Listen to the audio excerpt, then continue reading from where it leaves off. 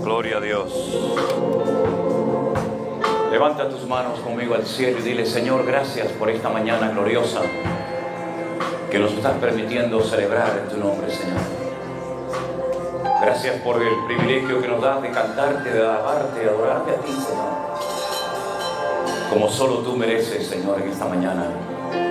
Queremos darte toda la gloria, todo el honor y todo el reconocimiento a ti, porque no hay nadie como tú, Señor. Tú eres santo y maravilloso, Jesús. Y nos gozamos de estar en esta mañana en este lugar, un grupo de tus hijos, diciéndote gracias por tu fidelidad. Gracias, Señor, por tu misericordia para con nosotros. Te rogamos, oh Dios, que en esta mañana tú te puedas mover entre nosotros como tú quieras, Señor. Que nada ni nadie te limite, Señor Jesús, sino que tú seas el invitado de honor en esta mañana, en este lugar. En el precioso nombre de Jesús. Ese aplauso es para nuestro Dios. Aleluya. Amén. Amén. Digno eres de recibir toda la gloria y toda la honra. Saluda a tu hermano. Dile: hermano, Dios te bendiga. La paz del Señor sea contigo. Abrázalo, salúdalo, dale la bienvenida. Gloria a Dios. Hermanos queridos, sé que en esta mañana hay hermanos que están por primera vez, que no estuvieron en el día de ayer, no estuvieron en el culto de ayer, y me gustaría que le diéramos la bienvenida a todos los que están aquí en esta mañana por primera vez, que no estuvieron en los cultos que realizamos ayer. Dios les bendiga, hermanos. Bienvenidos. Gloria a Dios. Qué bueno. Pues bienvenidos, hermanos. Espero que disfruten de este tiempo, de este desayuno, de esta comunión, que es lo más lindo. Y ahora vamos a pasar directamente a la palabra. ¿Les parece, hermanos? Gloria a Dios. Gloria al Señor. Siempre me gusta, generalmente, el último día, cuando estoy con alguna iglesia, con algún grupo, hablar un poco de los acontecimientos finales. Es mi pasión. Y además me gusta mucho hablar de los acontecimientos finales, porque nosotros ya estamos en los tiempos finales. Somos los cristianos más cerca que ninguna generación del retorno inminente del Señor Jesús. El primer nacimiento, la primera vez que nació el Señor Jesucristo, en su primera venida, muy poca gente se dio cuenta. Muy poca gente. Solamente los que estaban allí cerca de Betlehem o Belén, la casa del pan. Pero en su segunda venida, antes de que Él venga, habrá muchas señales que tenemos que conocer cuáles son. Porque según la generación, así serán las señales. El Señor Jesucristo le dijo al pueblo de Israel hace 2000 años: ustedes son una generación perversa y maligna, y la única señal que veréis será la señal del profeta Jonás. Es decir, así como Jonás estuvo en el vientre del pez 3 días y 3 noches, yo también, el Hijo del Hombre, estaré en el vientre de la tierra 3 días y 3 noches. Y esta señal la van a ver ustedes, pero nosotros no vimos esa señal. Porque estamos en otra generación. Estamos en otros tiempos. ¿Cuál fue la señal de la generación de Noé? El diluvio. Pero nosotros ya no vivimos en el tiempo del diluvio. ¿Cuáles son las señales según el tiempo en el que vivimos y según el lugar en el que vivimos?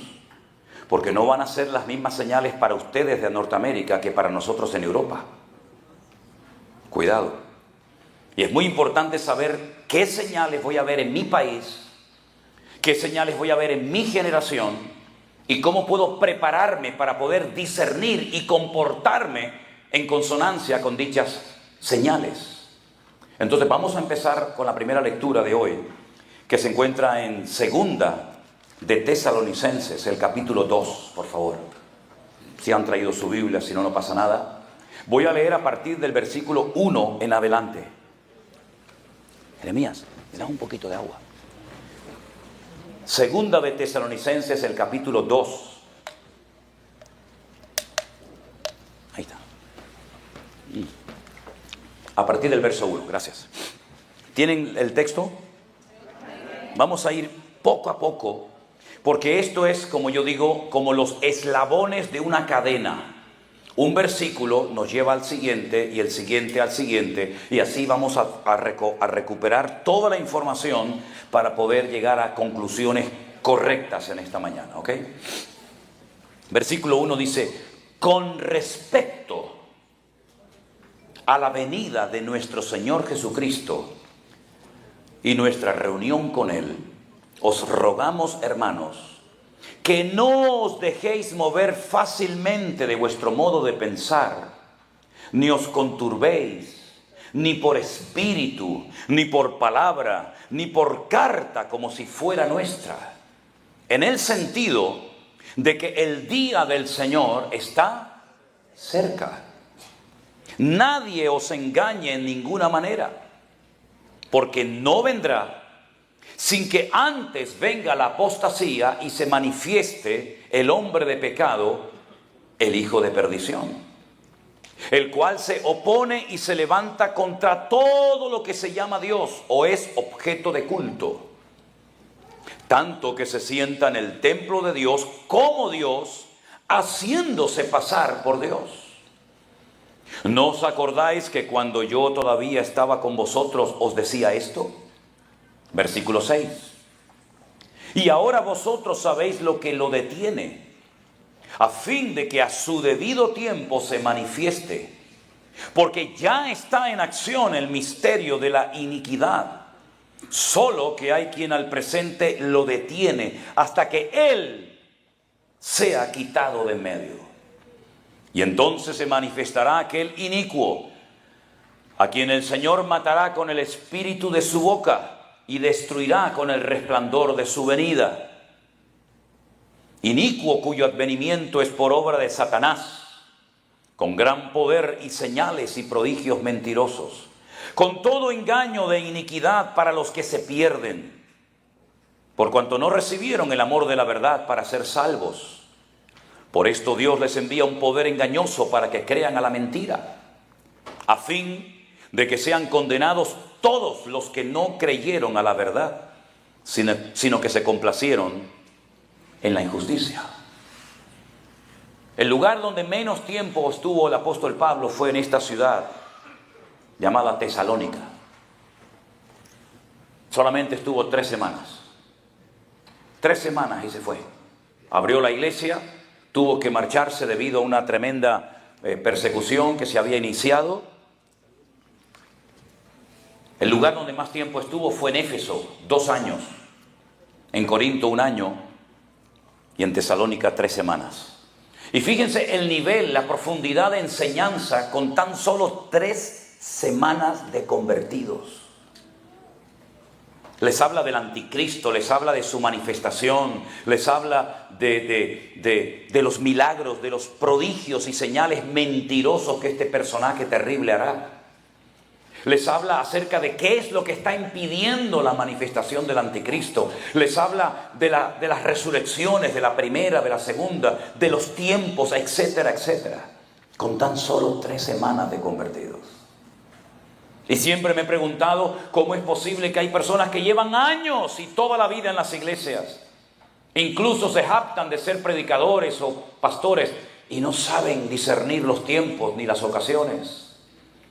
Y dicen, ese libro es muy difícil, hermano, yo no estoy preparado, yo no estoy capacitado para dar esas clases o esas enseñanzas. Cuando yo creo que hoy en día más que nunca se tiene que hablar a las iglesias del libro del Apocalipsis y de las profecías y de lo que está próximo a acontecer en el mundo, que nos va a afectar en gran medida a muchos de nosotros.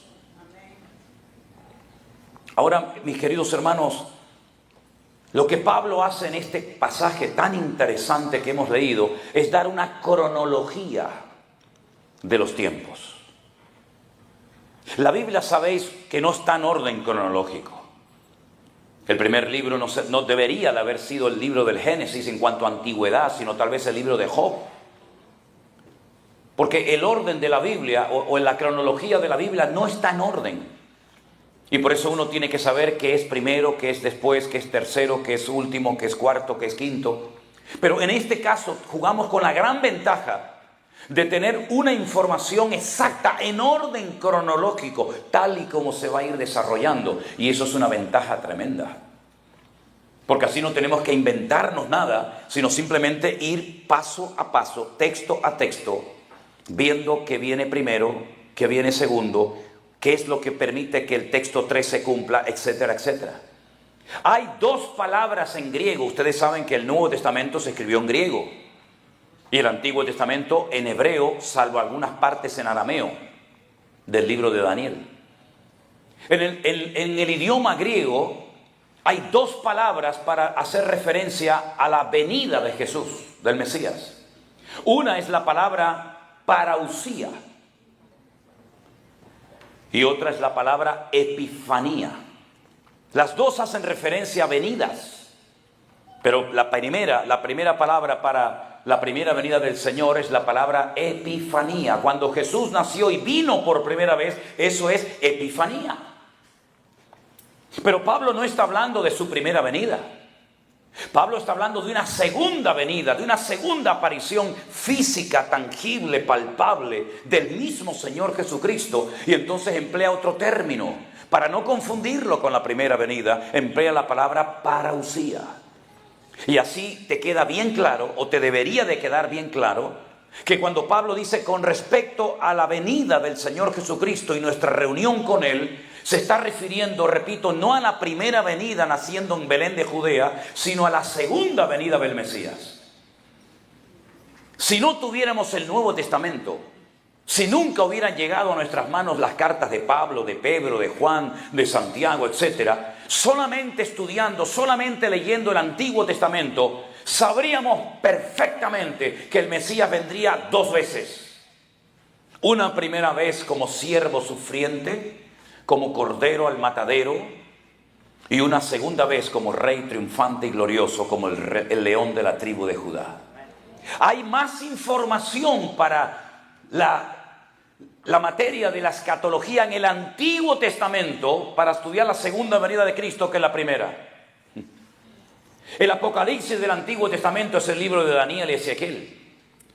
Leyendo y estudiando esos libros, llegas a la conclusión perfectamente de que el Mesías vendría en dos ocasiones. Ya la primera se cumplió, amén, hermanos.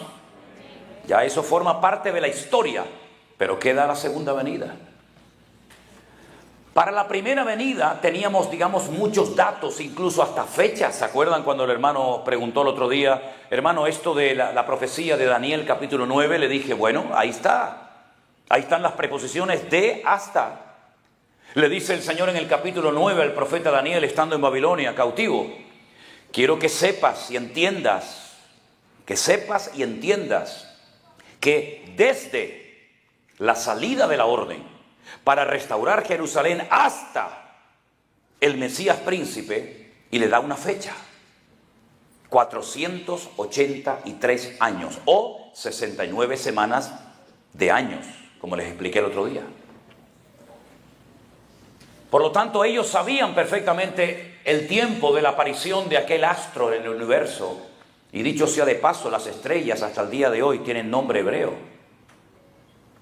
Y hubo un tiempo en la historia en el que el hombre podía interpretar algunas, no todas, pero algunas profecías de la Biblia, traduciendo el significado de las palabras o de los nombres de las estrellas en hebreo. Por eso aquellos magos, aquellos astrólogos, aquellas personas que observaban las constelaciones, el movimiento de los astros, ellos sabían que ya había nacido el rey de Israel, porque su estrella la vimos en Oriente, y del Oriente vinieron caminando durante meses probablemente para ir a visitar al lugar exacto donde había nacido el Señor Jesucristo, que era el rey de los judíos. Es decir, había señales proféticas, mucha información para saber más o menos el tiempo de su venida. En el Antiguo Testamento hay 4 reinos fundamentales que se mencionan. Tenemos el imperio babilónico, el imperio de los medos persa, tenemos el imperio griego y tenemos mención o referencia al imperio romano. No se habla de los chinos, No se habla de cualquier otra civilización, pero fundamentalmente la historia bíblica pasa por estos 4 imperios. El babilónico, que lo vemos en el Antiguo Testamento. El medo-persa, los persas eran los iraníes. Y los medos son los kurdos, los que todavía después de tantos siglos, los kurdos siguen pidiendo a Turquía y a otras naciones de la tierra que les den un trozo de tierra. Los kurdos son los antiguos medos de la Biblia. Y los persas son los iraníes, los que tienen su territorio. Pero luego la Biblia nos habla del imperio griego, incluso haciendo referencia a Alejandro Magno. Pero no aparece en el Antiguo Testamento nada del imperio griego. Y cuando abrimos las páginas del Nuevo Testamento, nos encontramos con otro imperio, que es el imperio de los romanos. De los Césares de Roma, nos encontramos a Poncio Pilato, nos encontramos a los centuriones romanos, nos encontramos a ese imperio que ya ha invadido prácticamente el mundo conocido. Toda Europa era de los romanos, toda, desde Portugal, España, Francia, Inglaterra, Alemania, Italia, toda Europa era de los romanos. Todo el Medio Oriente, Siria, Israel, Jordania, Egipto, todo el norte de África, Libia, ¿verdad? Todos esos lugares era del antiguo imperio romano. Al final de España hay un pueblo pequeño que se llama Finis Terre, que significa en castellano, viene del latín, el fin de la tierra. Ahí terminaba el mundo, no había más, ¿verdad? ¿Y qué pasó con el imperio griego? Porque se menciona en el Antiguo Testamento, pero no aparece en las páginas. Bueno, ustedes saben que la Iglesia Católica, en la ciudad de Trento, en Italia, en el siglo XVI, hicieron un concilio y allí decidió el Papa de turno meterle 7 libros más a la Biblia. No es que nuestra Biblia tenga 7 libros menos, no, es al revés. Ellos en el siglo XVI le metieron 7 libros más al Antiguo Testamento que nunca habían pertenecido. Esos libros son Judith, Sabiduría, Tobías, Primera de Macabeos, Segunda de Macabeos. Y esos libros de Macabeos son muy interesantes, porque los Macabeos, que viene de la palabra Macab, que significa martillo, era una familia de judíos que se rebelaron en contra de los griegos y querían volver a abrir las puertas del templo de Jerusalén, ¿verdad? Para volver a alabar y adorar a nuestro Dios. Pero ese imperio no aparece en el Antiguo Testamento. Pero es que entre el Antiguo Testamento y el Nuevo Testamento hay 400 años de historia que no se cuentan. Hay un silencio. Y el imperio griego como que pasó. No está registrado en las páginas de la Biblia, sino que ya pasamos automáticamente al 4.º imperio, que son los romanos. Cuando Alejandro Magno murió, que era el rey principal, el macedonio principal, él no dejó descendencia, no dejó hijos. Y entonces 4 de sus generales principales se repartieron el mundo dominado y controlado por él. El nombre de los generales era Ptolomeo, Casandro, Seleuco y Silimaco. Ellos repartieron el mundo entre ellos y los seleucidas se fueron a Israel. Y allí entonces el templo lo convirtieron en un gimnasio y en un templo pagano. Y Antíoco Epifanes cogió un cerdo, lo sacrificó, derramó la sangre en el lugar santísimo y levantó una estatua para adorar a los dioses griegos como los dioses únicos y verdaderos. Y vemos que cada imperio se comportó con el pueblo de Israel, en aquel momento el único pueblo de Dios que había, de una forma diferente, y en ellos vemos las estrategias y cómo el diablo va atacando a la iglesia y al pueblo de Dios y a los hijos de Dios de formas diferentes. Unos los destruían, otros decían, no lo destruya, vamos a modificarlo, vamos a meter nuestros dioses, y así sucesivamente las distintas estrategias. Y por eso dice el Señor en Mateo capítulo 24, cuando veáis la abominación desoladora de la cual habló el profeta Daniel, y pone entre paréntesis, el que lee entienda. ¿Qué es la profanación? ¿Qué es la abominación desoladora? Es la profanación del lugar santísimo. Claro, alguno en esta sala, en esta tarde, o ahí en internet que nos están siguiendo, puede decir, pero hermano, no hay templo, los judíos no tienen templo en Israel. Es verdad, tienes razón. Fue destruido en el año 70 por el hijo del emperador romano Vespasiano, por Tito. Él destruyó el templo, lo quemó, llevó los tesoros a Roma. Y nunca más en 2000 años el templo de Jerusalén ha vuelto a ser reconstruido. En el lugar donde antaño estuvo el templo, hoy en día hay no una, sino dos mezquitas musulmanas. Una que habrán visto enorme con esa cúpula de oro que se llama la mezquita de Omar, donde debajo de esa cúpula hay una piedra que es más grande que todo esto, y los judíos dicen que ese es el centro, el ombligo de la tierra, desde el cual Dios creó el universo y donde subió Abraham con Isaac para sacrificarlo sobre un altar. Y al lado hay otra mezquita que es la mezquita de Al-Aqsa, que es donde dicen los musulmanes que Adán y Eva oraban a Alá. El Corán está lleno de falsedades, de manipulaciones históricas y de mentiras. Y es una burda imitación de historias bíblicas. Pero en fin, ese sería otro tema para otro día. Pero mis queridos hermanos, el apóstol Pablo dice que se presentará en los últimos tiempos un hombre, un personaje político que se levantará del antiguo imperio romano, que la Biblia lo llama el anticristo, el cuerno pequeño, el inicuo, el hombre de pecado, el hijo de perdición. Es siempre el mismo. Es un líder político que recibirá un poderío militar impresionante, recibirá reconocimiento mundial por parte de muchas naciones, y este hombre, junto con otro personaje llamado el falso profeta, cuya sede de gobierno religioso o espiritual está en Roma, la ciudad que gobernaba sobre todos los reinos de la tierra, este dúo de hombres perversos llamado el falso profeta y el anticristo, en los últimos tiempos harán barbaridades durante un periodo que el Antiguo Testamento lo llama el tiempo de angustia de Jacob, y el Nuevo Testamento lo llama la gran tribulación.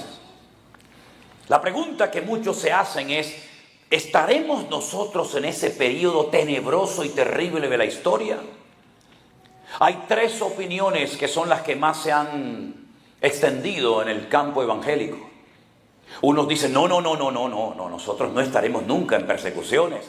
Jamás nos afectarán a nosotros, los problemas económicos, persecuciones, quema de iglesias. No, nosotros vamos a ser arrebatados, llevados antes de que comience todo eso. Hay otro sector que opinan que van a estar por lo menos en la primera parte, en los primeros 3 años y medio. Y hay otros, pero no tantos, que opinan que la iglesia va a estar en todo el periodo de la gran tribulación. La pregunta es, si hay 3 opiniones, ¿cuál es la verdadera? Porque no puede venir el Señor 3 veces, antes, durante y después. Tendrá que venir en una ocasión. Les voy a dar un pequeño dato. No intento convencer a nadie de nada, no estoy aquí para eso. Pero sí me gusta hacerle a la gente pensar. Porque la enseñanza no tiene que entrar por presión, sino por convicción. Y que sea el Espíritu Santo el que nos enseñe y nos hable, porque todos somos estudiantes de la Biblia, ¿sí? Durante siglos, durante muchísimo tiempo, estaba totalmente prohibido, mal visto que en una Biblia se incluyeran comentarios de hombres. Hoy en día saben lo que hay, ¿no? La Biblia de este, la Biblia del otro, la Biblia de fulanito, la Biblia de menganito, y ahí meten sus comentarios y sus opiniones, ¿verdad? Pero durante siglos eso no se podía hacer. La Biblia es la Biblia. Usted quiere un libro de comentarios, cómprelo aparte. Pero no le metan a la Biblia mapitas y datos y cronologías e información y opiniones personales del pastor no sé quién o del teólogo no sé cuánto. Eso no se podía hacer. La primera vez que eso se hizo en la historia, se hizo con la famosa Biblia de Scofield. Scofield fue un hombre muy reconocido teológicamente hablando. Y Scofield había oído que un sacerdote, que un cura, aproximadamente estamos ahora mismo como a 150, 170 años, desde ese comentario que hizo ese cura, dijo que la iglesia no pasaría por la tribulación.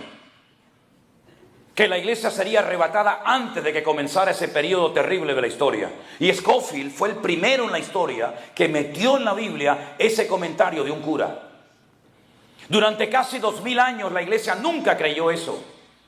Estudien la teología de los hermanos en la Edad Media. ¿Qué creían nuestros hermanos en la Edad Media en Europa? ¿Qué creían nuestros hermanos hace 500, 600 años atrás? Nadie aceptaba esa opinión personal de este sacerdote. Pero fue Scofield, al meter en la Biblia el comentario de este hombre que decía que la iglesia no iba a pasar la gran tribulación, se popularizó, le agradó al pueblo cristiano porque lo decía Scofield. Y Scofield era un hombre reconocido. ¿Cuántas veces me habéis oído decir, diga lo que diga el pastor, escriba lo que escriba el pastor? Si no coincide 100% con la palabra de Dios, no digan amén, hermanos. Analicen a la luz de las Sagradas Escrituras si verdaderamente eso es 100% bíblico o es simplemente una opinión. Todos tenemos derecho a opinar, ¿sí o no? Yo puedo dar una opinión, usted puede dar una opinión, pero hermano, por encima de su opinión o de mi opinión está lo que dice el Señor en su palabra. Y durante 2000 años, la opinión, el concepto, la idea generalizada del cristianismo era que ser cristiano era sinónimo de ser perseguido. De hecho, el apóstol Pablo, saben perfectamente que él decía, nosotros nos hemos sentenciado a muerte. Hoy te agarrarán a ti, mañana al otro, mañana a mí. Pero tarde o temprano los cristianos sabían que para ellos era un honor y un privilegio morir y derramar su vida por la causa del evangelio. Ahora, ¿qué nos dice la palabra de Dios? Primero, que el anticristo se va a manifestar después de que algo o alguien, mejor dicho, que lo detiene, se ha quitado de en medio. Pero respondiendo a la pregunta, ¿pasaremos o no pasaremos por la gran tribulación?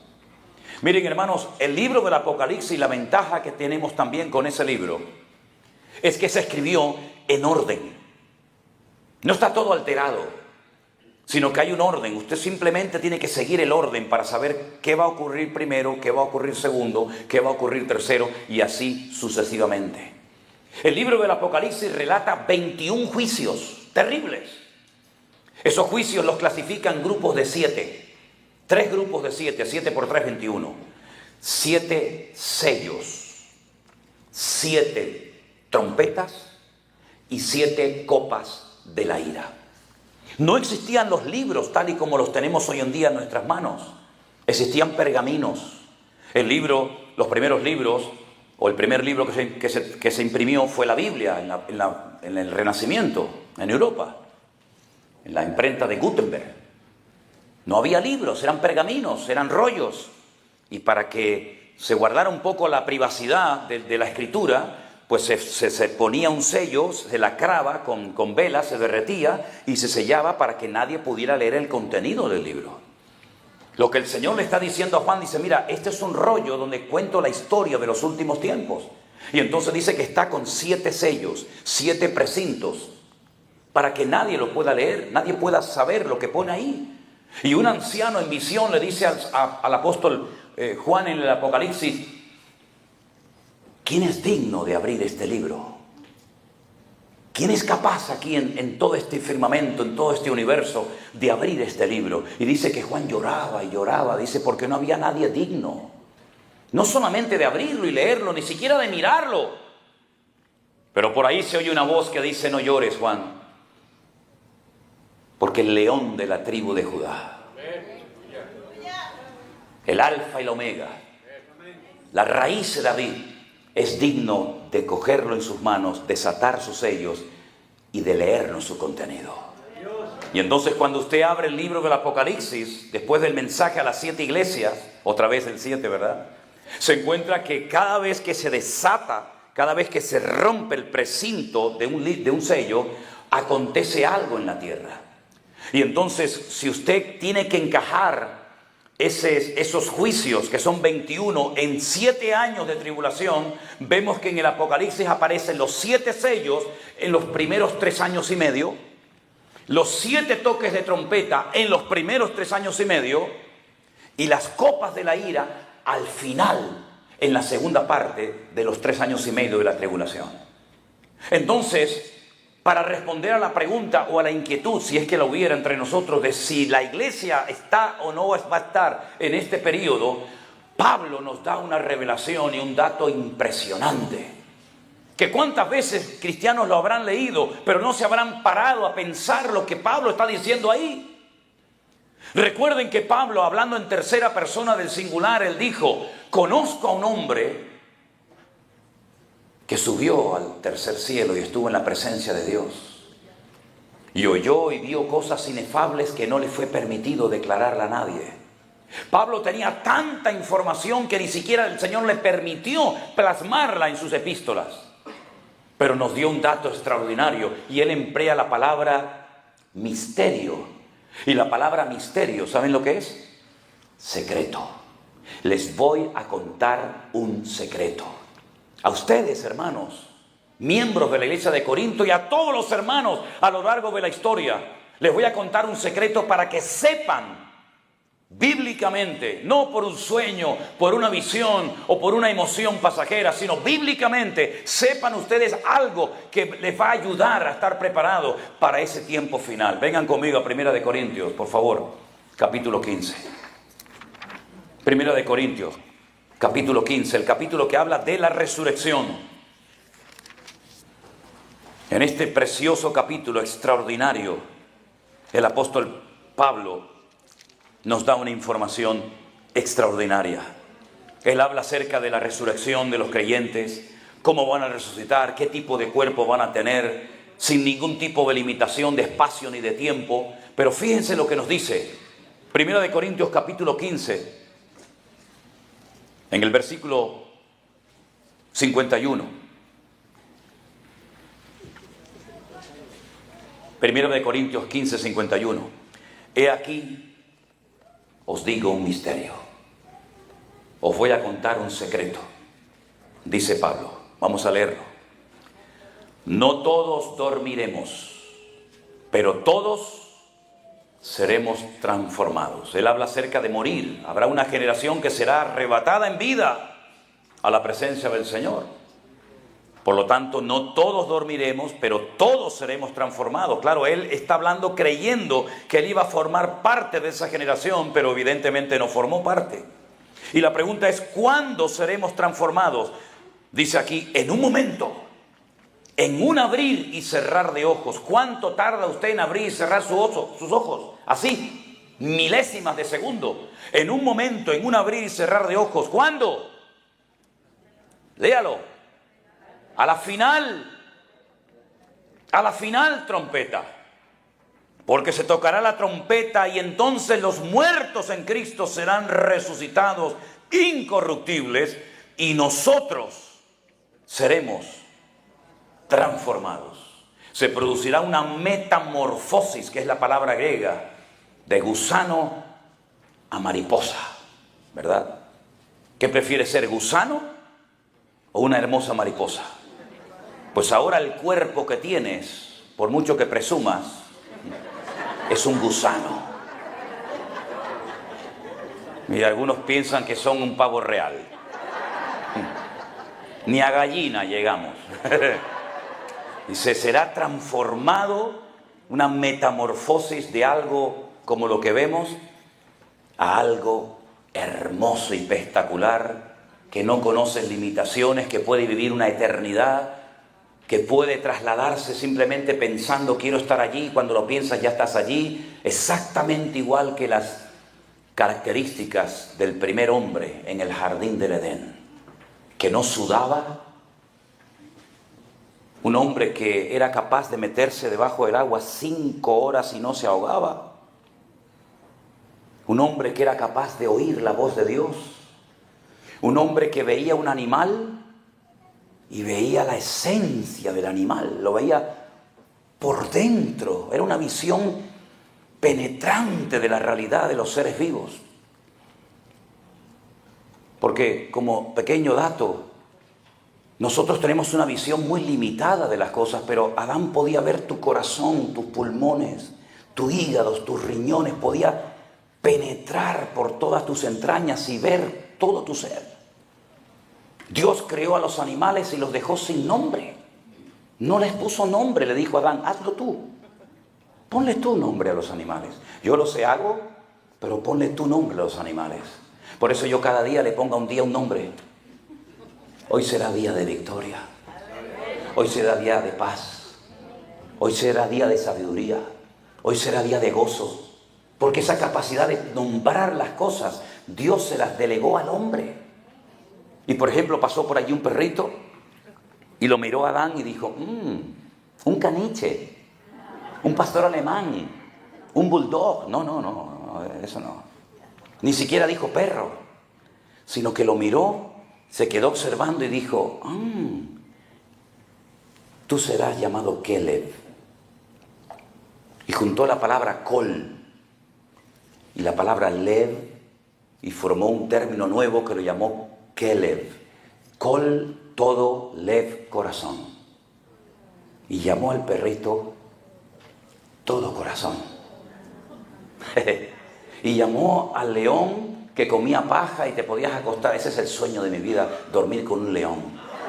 Me encantaría ahí abrazarlo, ahí la melena esa. Es una gozada cuando veo esos hombres que entran a una jaula y abrazan a un león y se te encarama. Es algo, aunque el león apesta, dicho sea de paso, pero bueno. Y lo llamó Agei, el que mete miedo. Pero no metía miedo, pero él vio la esencia en el futuro. Y así, un estudio muy lindo del nombre de cada animal, ¿no? Pero no es el tema ahora, ¿verdad?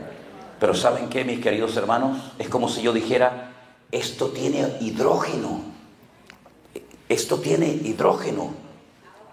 Esto tiene oxígeno. Pero yo no lo veo el oxígeno, pero Adán sí lo veía. Dice, esto tiene hidrógeno y oxígeno. Por eso cuando bebes agua, es un alivio. Tu cuerpo nota que ha entrado hidrógeno, que ha entrado oxígeno a tus venas y te alivia porque es una fórmula química que es lo que hace que ese elemento sea indispensable para la vida, ¿verdad?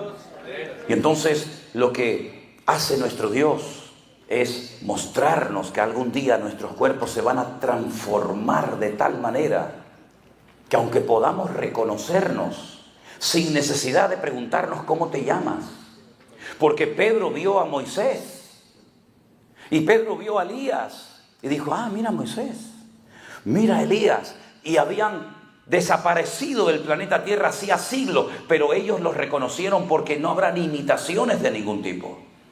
Todas las enfermedades desaparecerán, los ciegos verán, los mudos hablarán. No sé en qué edad nos quedaremos, si uno murió con 80, si se queda con 80 o el de 20, no, ya eso no lo sé. Pero lo que sí sé es que va a ser la perfección absoluta.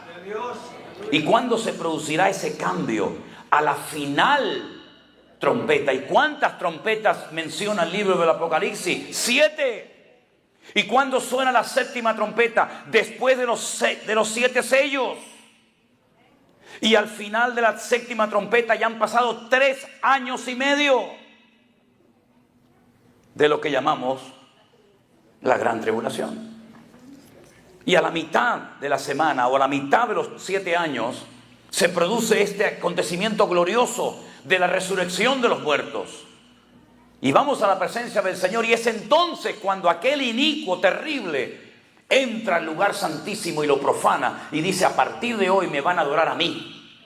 Y a partir de hoy este templo es un templo que se ha levantado para mí. Y el falso profeta y el anticristo engañan a las naciones y dice, y ahora, para tener un control mundial de la población, ahí en ese momento, no antes, vamos a meterles un chip, un aparatito dentro de su cuerpo para controlarles a donde quiera que vayan, como los animales.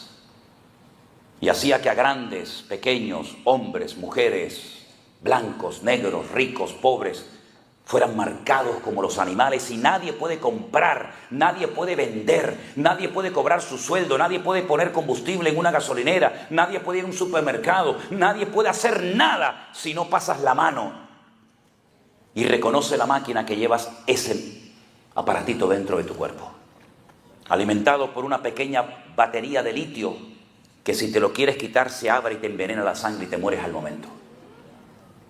Donde a través de satélites pueden controlar en cualquier momento el movimiento de toda la raza humana y decir, este está aquí, este está allá, este vino, este se quiere escapar, este es hombre, esta es mujer. Eso es lo que sucederá en los últimos tiempos. ¿Cómo podía saber Juan, un pescador de Galilea, hace 2000 años, esta alta tecnología? Porque el Espíritu Santo lo sabe todo y reveló lo que va a pasar en los últimos tiempos. Entonces, ¿qué es lo que tenemos que hacer nosotros hoy en día? Lo que dijo el Señor, velad y orad. velad y orad, para que aquel día y estas cosas no os sorprendan como ladrón en la noche. Porque dice la Biblia, no os sorprendáis del fuego de prueba que os ha sobrevenido, como si alguna cosa extraña os aconteciese. Porque los mismos padecimientos los están pasando vuestros hermanos en todas las naciones de la tierra. Por lo tanto, mis queridos hermanos, esto es una realidad. He visto a iglesias enteras con su pastor al frente que se van al muro de los lamentos, al Col de la Maravilla, allí en Jerusalén, a orar y a reprender al diablo para que no venga la tribulación y para que no venga el anticristo. Y yo digo, pero estáis perdiendo el tiempo. Porque lo que está escrito se cumplirá y no hay nada que el hombre pueda hacer para evitar que esto suceda. Habrá un control de la población mundial, habrá un control de la economía. Bueno, de hecho el dinero va a desaparecer. Lo digo, si lo tienen vayan gastándolo ya, ¿eh? Sí, cuando vino el euro, Europa, nombre de una diosa griega que tiene también su historia, inventaron una moneda que se llamaba el euro. Para los europeos era impensable que los alemanes no tuvieran su marco, o para los españoles su peseta, o para los italianos su lira, ¿verdad? Pero hoy en día usted puede ir desde Portugal por toda Europa y no hace falta cambiar aquí liras, aquí dólares, aquí... No. Todos tenemos la misma moneda. Hay un banco, un solo banco en Europa. Ellos son los únicos que tienen derecho a emitir la moneda en papel y en billete, ¿cómo es? En moneda, ¿verdad? Un banco central, órdenes centrales, lo que dice Bruselas, todo el mundo tiene que obedecerlo, ¿verdad? Y llegará un momento, por ejemplo en Suecia, ya el dinero no existe, ya no se usa. Es papel, no vale nada, tiene el valor que tú le des. Llegará un momento en el que habrá un control mundial de la economía. Así se evitará la evasión de impuestos, así se evitará el que usted tenga dinero en un paraíso fiscal, así que los que tengan los millones de dólares en paraíso fiscal ya lo pueden ir sacando, invirtiendo, comprando algo, porque llegará el momento que te van a controlar hasta cuántas veces vas al baño, amigo. Así que el futuro va a ser muy interesante.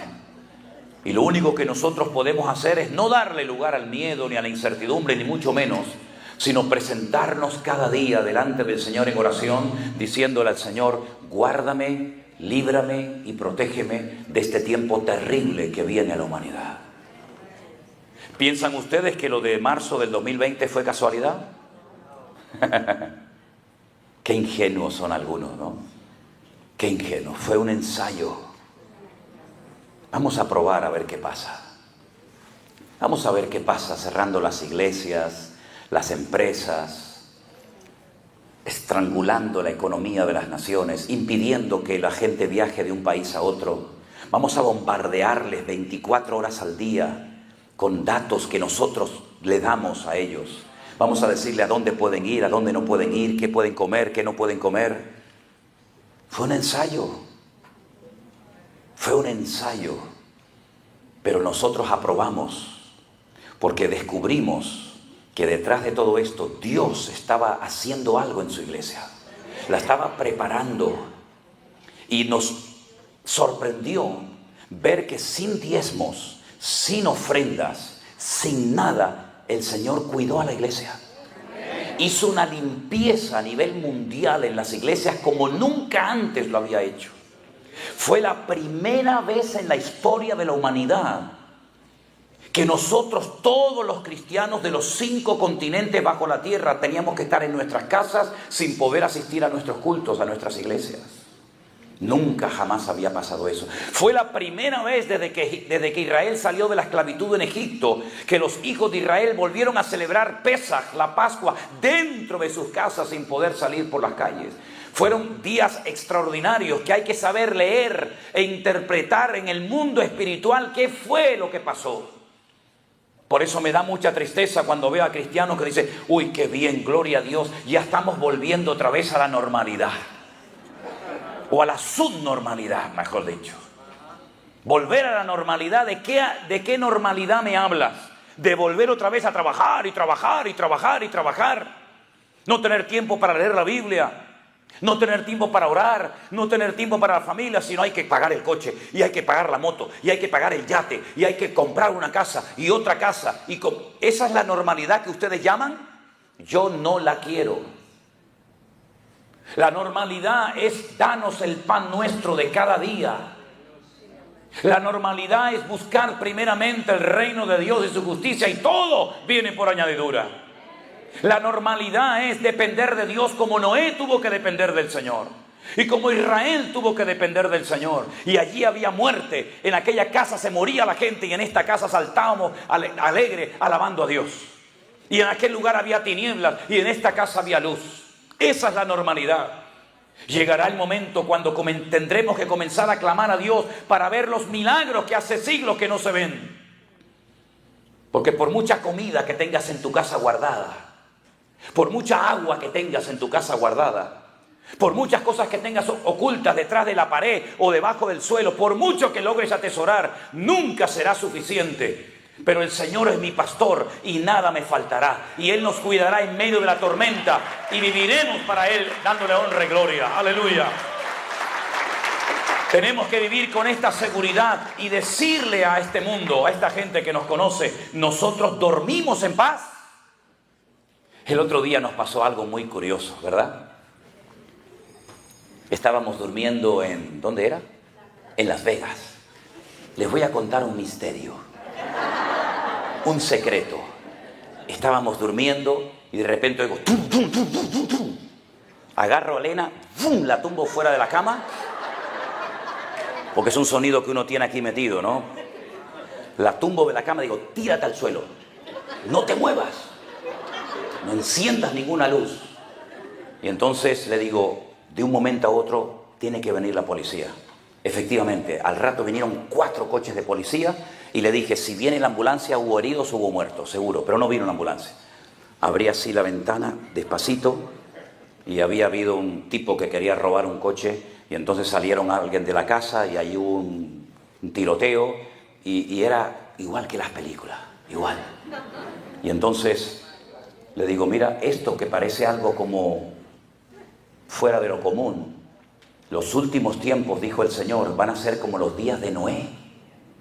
Y uno dice, como los días de Noé, voy a ver qué dice la Biblia de los días de Noé. A ver cómo eran los días de Noé. Violencia, falta de principios, de moral, falta de respeto, la apostasía, el desorden, el caos absoluto. Hoy en día los hijos mandan sobre muchos padres. En mi época se decía, cuando los adultos hablan, los niños se callan. Eso era en el siglo, cuando Cristóbal Colón vino a América.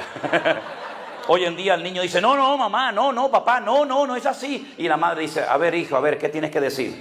En mi época yo interrumpía a mi padre y me daba un cogotazo que la cabeza me hacía así. Bueno, no hacía ni falta. Porque yo estaba en una casa, antes de ir a la que yo era terrible de niño, era terrible, yo algún endemoniado tenía que estar por ahí, terrible, y me decían, pórtate bien que vamos de visita, si te ponen algo delante no lo cojas, no digas que tienes hambre, no me rompas nada. Y yo decía, sí, papá. Llegaba a la casa y ya me empezaba yo a alterar y mi padre me hacía así. Solamente una mirada te transmitía un mensaje telepático que te decía todo esto, o te portas bien o cuando llegues a la casa te voy a dar una que te vas a enterar. Todo eso era así, con una mirada. Hoy en día ni tirándole piedras se entera el niño. Nada, nada, están en otra onda, en otra frecuencia. Eso dice la Biblia, donde lo malo hoy en día es bueno. Y lo bueno de hoy, antiguamente era malo, pecado y hasta un delito. Donde lo dulce es salado, lo salado es dulce. Donde ya no hay moral, no hay principios. Donde el muchacho está en su aula de la clase, de la escuela, hablando por el teléfono, no puede decirle nada al maestro, por lo menos en Europa, porque los derechos, son los derechos y las obligaciones, ¿dónde están? Todos son derechos, todo el mundo tiene derechos. Pero la Biblia también, es verdad, habla de derechos, pero también habla de principios, de respeto al mayor. La Biblia dice que cuando un señor con canas, por cierto, yo ya tengo algunas para que lo sepan, aunque son evidentes, ¿no? Dice que cuando viene una persona con canas a saludarte, usted se tiene que poner de pie. Eso lo dice la Biblia. Nunca saludarás al anciano de Israel canoso sentado. Es un respeto, ¿verdad? Un buenos días, buenas tardes. gracias, por favor. Todo eso se está desapareciendo. Violencia, agresividad por todas partes, ¿verdad? Asesinatos, crímenes, violaciones todos los días, como los días de Noé. Exactamente igual. Una promiscuidad sexual sin límite. Sin límite. Todo vale. Una niña con 12, 13, 14 años sabe más que una mujer de 40 hace años. Y te puede dar lecciones de cómo y cuándo y etcétera, etcétera, ¿verdad? Eso dice la Biblia que va a pasar en los últimos tiempos. Donde faltará el amor, faltará el respeto. Hoy en día la profesión de más depresión en España, ¿saben cuál es? Los maestros de las escuelas están deprimidos, han perdido la autoridad. En mi época, cuando el profesor me castigaba y llegaba a mi casa y me decía, papá, el profesor me castigó y me decía, algo malo habrás hecho. Y encima me daba él también. Hoy en día, papá, el profesor me castigó y el padre va, le pega al profesor, lo denuncia, lo manda a la policía, lo manda al juzgado, lo mandan al Alcatraz 30 años. Increíble, es una locura de vida. Es que exactamente igual que los días de Noé. Por eso qué difícil es ser padre hoy en día. Porque encima si dices alguna cosa el tipo va y te denuncia. Todo el derecho a los menores, el ninguno a los padres. Eso es normal hoy en día. Y es lo que dijo el Señor. Anarquía, falta de respeto, falta de moral. Las iglesias solamente tienen de iglesia el nombre. Pero muchas iglesias son peor que las del mundo. Adulterio, fornicaciones, gente enganchada a la pornografía, celos, envidia, divisiones, peleas, quítate tú para ponerme yo. Y a eso llaman iglesia. Eso hace muchos años que dejó de ser iglesia. Pastores que se han aprovechado de la gente en vez de servir a la gente. Por ganancias deshonestas son capaces de inventarse cosas que ni existen hoy en día con tal de sacarle la plata a la gente de los bolsillos. Y hoy en día es normal que el pastor viva como un marajá, como el rey de Arabia Saudita y el pueblo siempre dando y dando y dando y nunca llegan a conformar a esa persona. Como en Italia, aquel pastor que dice, hermanos, hoy tengo una revelación del Espíritu. A mí me dice eso y te lo prometo, me tengo que contener porque digo, revelación te voy a dar yo. Que te voy a sacar allá afuera, te voy a dar una que te vas a enterar. Se tumbó en el púlpito, dijo, hoy el Espíritu dice, cúbrame con billetes, cúbrame con dinero. Sinvergüenza, es un hombre para meterlo en Alcatraz 200 años, hombre. Pero solo, a pan y agua. Y la gente va. Yo le dije a la hermana, usted me lo está contando, ¿y usted qué hizo? Y dice, no, yo fui. Le digo, entonces tú es peor que él. Usted es copartícipe de su desorden. Todo eso lo hemos denunciado en estos últimos 2 años para que la gente se despierte y se dé cuenta de que estas señales no son casualidad, sino son las señales de los últimos tiempos. Y es tiempo de que volvamos otra vez a tener la Biblia como la base y el fundamento de nuestros países, de nuestras ciudades, en las escuelas, en las casas y que por lo menos en la iglesia, ya que no la quieren en la calle, que por lo menos en la iglesia se predique el Evangelio, la sana doctrina de nuestro Señor Jesucristo. Si no quieren a Dios en la escuela, aquí lo queremos. Si no quieren a Dios en las universidades, aquí lo queremos. Y si no quieren darle honra y gloria al Señor, sino echarle la culpa a Él de las desgracias y de las muertes, nosotros aquí le daremos a Él toda la gloria, toda la honra y toda la alabanza, porque Él es digno de recibirla. ¡Aleluya! Fuertes aplausos a nuestro Dios. Y Él viene pronto, mis hermanos. Él viene pronto. Prepárense. ¿Quieres seguir llevando tu vida de jefe? Adelante. Usted tiene toda la libertad de hacerlo, pero nunca podrás decir, yo no sabía que Cristo iba a venir otra vez. Nunca podrás pararte delante del trono de Dios y decir, yo no sabía lo que tenía que hacer para recibir al Señor en mi corazón y en mi alma. Yo he cruzado el charco, como solemos decir. Hemos hecho miles y miles de kilómetros. Y hemos estado horas y horas de pie atendiendo a la gente. Para que tú hoy sepas que el Señor Jesucristo viene pronto. Pero que antes de que venga, lo mejor que puedes hacer, la mejor decisión que puedes tomar, es abrir tu corazón pidiéndole perdón a Dios por tus adulterios, por tus mentiras y por todas las cosas que has hecho que ni tu mujer las sabe, ni tu marido, ni nadie en esta vida sabe todas las barbaridades que has cometido, pero Dios las sabe perfectamente. Y Él no viene para reprocharte nada, Él viene para salvarte, para limpiarte, cambiarte y perdonarte. Pero si hoy el Señor te está hablando y cierras tu corazón, nunca tendrás la excusa de decir yo no sabía nada. Yo te he estado predicando más de una hora la palabra de Dios en esta mañana. Te he citado textos bíblicos, te he puesto ejemplos, has aplaudido, has reído, has hecho todo lo que has querido, pero ahora es el momento más importante de esta reunión. Es el momento en el que te pregunto, ¿qué vas a hacer? ¿Qué vas a hacer con todo esto? Muy interesante, muy bonito, que tomé anotaciones, qué interesante, qué bien lo que di. No, a mí no me interesa eso. Tú no puedes salir por esa puerta en este día sin haber tomado la decisión de seguir a Jesús. Si el Señor Jesucristo en este momento apareciera visiblemente por este salón de este hotel y subiera a esta plataforma y te mira la cara y te dice: ¿quieres que sea tu Señor y Salvador o me vas a crucificar otra vez? ¿Quieres que entre en tu vida, en tu corazón y en tu familia? ¿O tu arrogancia y tu soberbia es tan inmensa que te impide ver mi amor y mis heridas y mi costado abierto por amor a ti? Cierra tus ojos en este momento, mi querido hermano y amigo. A la inmensa mayoría de ustedes yo no los había visto en mi vida. No sé si nos volveremos a ver otra vez en esta tierra, no lo sé. Pero hoy es el día aceptable, es la oportunidad que Dios te está dando. Valórala para conocerle. Yo me rindo a Él. Para servirle, para adorarle. Señor, yo te pido que en esta tarde, en esta mañana, en este lugar, tu Espíritu Santo toque los corazones de aquellos que aún no te han recibido y entiendan que tú has venido hoy aquí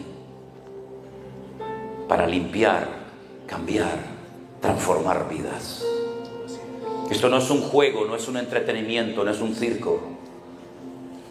Este es el lugar más sagrado que hay en este momento, en este lugar, porque tú estás aquí. Tú estás vivo, tú has resucitado de entre los muertos. Y que tu Espíritu Santo, Dios, en esta mañana toque corazones y haya gente que con un genuino arrepentimiento vengan a tus pies a rendirse delante de ti. Si en esta mañana entre nosotros hay algún hombre, alguna mujer, algún joven, alguien que en este momento, en este lugar, le quieres rendir tu vida a Jesús. No es una invitación a una iglesia. No es una invitación a una nueva religión. Es un llamado a que vengas a Jesús. Aquel que te dio la vida. Aquel que murió en la cruz. Y aquel que resucitó al tercer día y está aquí. Si en esta mañana hay personas que le quieren rendir su vida al Señor Jesús, levanta tu mano, quiero orar por ti en este momento. Ahí donde estás, Dios le bendiga. ¿Alguien más? Dios le bendiga a usted también. Dios le bendiga. Dios le bendiga, veo su mano. ¿Hay alguien más? Dios le bendiga. Permítame, si son tan amables, a los que han levantado su mano, vengan aquí al frente ahora mismo. Vengan rápidamente al altar. Y aquí estaremos orando para pedirle perdón a Dios, al único que puede perdonar nuestros pecados. Vengan adelante, vengan adelante. Gloria a Dios. Gracias, Señor Jesús.